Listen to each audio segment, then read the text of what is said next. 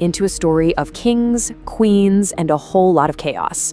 But trust me, this is way more than just a dusty old history lesson. This is about an explosion of ideas that didn't just topple a nation, it literally redrew the map of the world we all live in. Why do we still talk about it so much?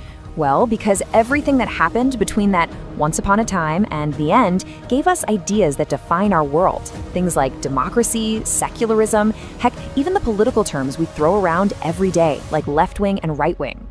So how did it all go down? All right, so let's set the scene. Picture this, it's 18th century France.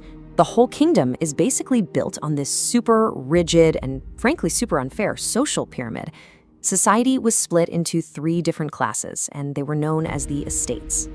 Now, this is where it gets kind of crazy. Just look at this. The third estate, we're talking the common people, the farmers, the merchants, everybody else, made up a staggering 98% of the entire population. The other 2 groups, the nobility and the clergy, were just a tiny 2%. And if you thought that was bad, this table lays out the injustice in black and white. That tiny 2%, the clergy and the nobles, owned about 35% of all the land and paid basically 0 taxes. Meanwhile, the other 98%, the common folks, were getting absolutely crushed, paying for pretty much everything. It wasn't just unfair. The privileged were literally living on the backs of the masses. So you might be asking, how on earth did a system this lopsided last for centuries? Well, it all came down to one single incredibly powerful idea, the divine right of kings. This was the belief that the king was put on the throne by God himself. So if you challenged the king, you weren't just committing treason, you were challenging God. It was the ultimate get-out-of-jail-free card for absolute power.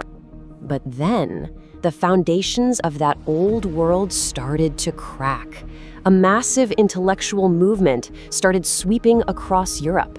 It was called the Age of Enlightenment, and it urged people to start using reason and logic, to use their own minds to question everything. Suddenly, thinkers like John Locke started putting out these totally radical new ideas.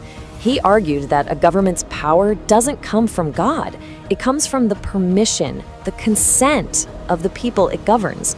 I mean, think about that for a second. That one idea was a direct assault on the entire system of monarchy. And this is so important. People weren't just vaguely angry anymore.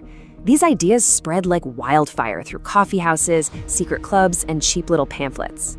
For the first time, the starving masses had a philosophy, a new language with words like liberty, equality, and fraternity.